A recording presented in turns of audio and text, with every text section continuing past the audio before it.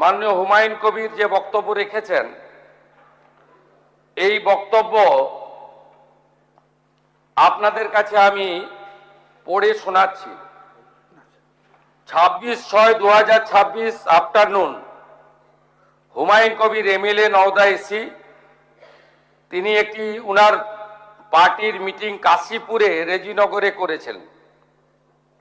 সেখানে তিনি বলছেন, এই যে অনামিকা ঘোষ, সে ভোটে হেরে মনে করছে আমি এমএলএ, এখানে ভোটে হেরে বিজেপি মনে করছে আমি এমএলএ, এখানে এখন আস্ফালন করে বেড়াচ্ছে।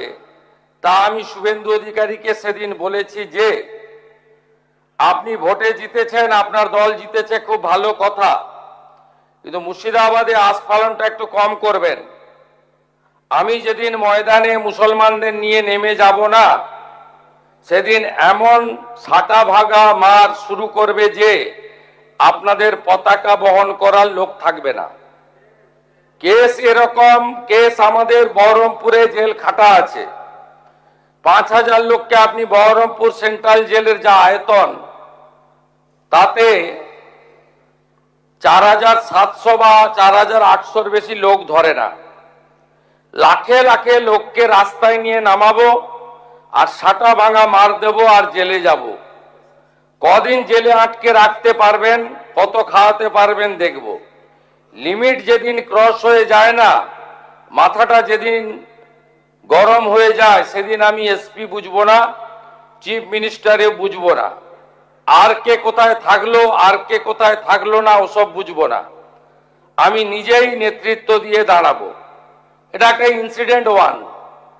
ইনসিডেন্ট 2, শক্তিপুরে দুয়ারা ঘাটে 8 তারিখে, সেখানে উনি বলছেন ভোটের আগের দিন আমার নিজের ভাইপোকে অ্যারেস্ট করেছে এই ওসি।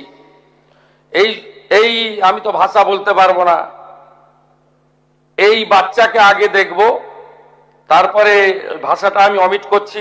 এই বাচ্চাকে এমন শিক্ষা দেব, এর বাবা 14 গোষ্ঠীর নাম ভুলিয়ে দেব। এ লালগোলাতে 500 মুসলমানের লাইফ শেষ করে দিয়ে এসেছে। সত্যভাবে বলবো, এই ওসিকে এখান থেকে সরানো শুধু না, একেবারে অকেজো পোস্টিং দিতে হবে। যদি না দেয় 10,000 লোক নিয়ে থানা ঘিরে একে কলার ধরে থানা থেকে বার করব, পারলে আমাকে রুখে নেবেন। এই দুটো ইনসিডেন্টের পরে আমার মনে হয়েছে যে এনাফি জানাব,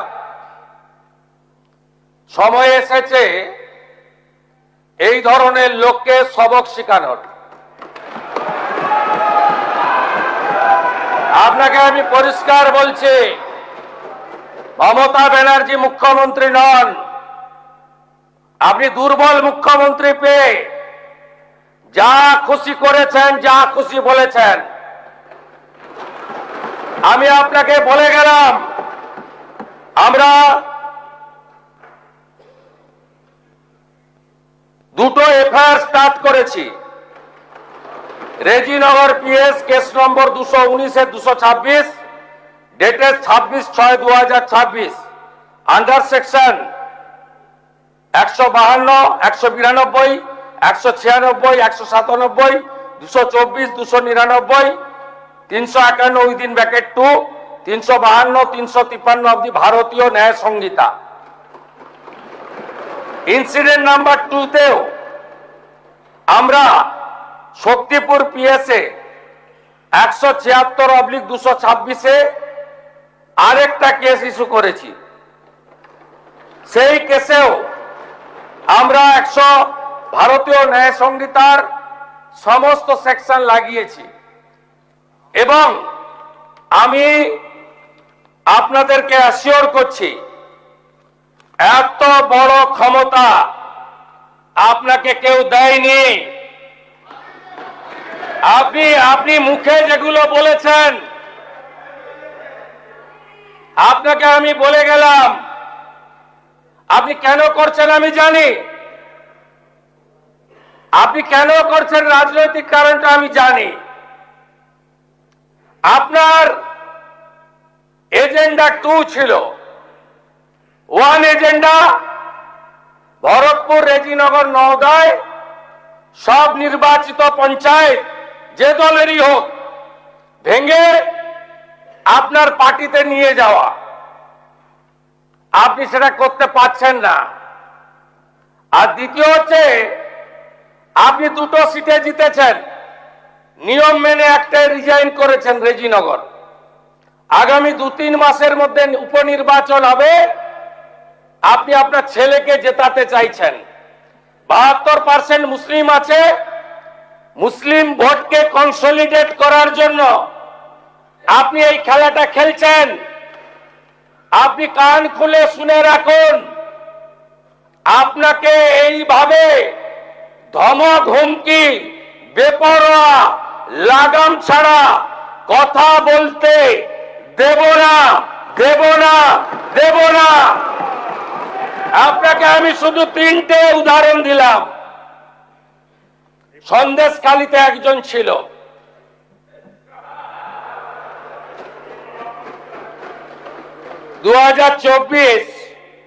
পয়লা জানুয়ারি বলেছিল তৎকালীন বিরোধী দলনেতা এলে তার হাত কেটে পায়ে, পা কেটে হাতে লাগাবে আর চামড়া ছাড়িয়ে মেদিনীপুরে পাঠিয়ে দেবে। ওর অবস্থা কি হয়েছে সবাই দেখেছে। একই টোন ছিল। আরেকটা জীবনতলার গুন্ডা ক্যানিং ভাঙড়, ওর অবস্থাও কি হয়েছে দেখতে পাচ্ছে সবাই। আরেকটা পুষ্পা ঝুঁকে গায়ে নেই, এমন ঝোঁকা ঝুঁকেছে, খালি পায়ে, ছোট প্যান্ট পরে, কান ধরে উঠবস করতে করতে যাচ্ছে। আপনাকে আমি বলে গেলাম, পুলিশ তার ব্যবস্থা নেবে। আর আমি 1 সপ্তাহ পরে মুর্শিদাবাদে যাচ্ছি। আমি প্রমাণ করে দেব ভারতবর্ষের সংবিধান, আইন শেষ কথা বলে, কোন বাতেল আবাদ শেষ কথা বলে না। আপনাকে সংযত হওয়ার, সতর্ক হওয়ার, এই ধরনের কথা প্রত্যাহার করার এবং ভবিষ্যতে এই ধরনের কথা বলার আগে 25 বার ভাবার হুঁশিয়ারি দিয়ে আমি সবাইকে আশ্বস্ত করছি। আপনারা ভাবছেন কেস হয়েছে, অ্যাকশন কবে হবে? যারা ওকে ডেকেছিল এই সভাতে তাদেরকে আগে তুলব, তারপরে আপনার কাছে যাব। যা করার করব, আমি আশ্বস্ত করছি আপনাদের। আপনি ধরে রাখুন, এটা ওর শেষ বক্তব্য, ধরে রাখতে পারেন। এই সরকার আইনের শাসন প্রতিষ্ঠা করবে, গুন্ডাদের শাসন সমাপ্ত করবে, নিশ্চিন্ত থাকুন। সবাই ভালো থাকবেন, ধন্যবাদ।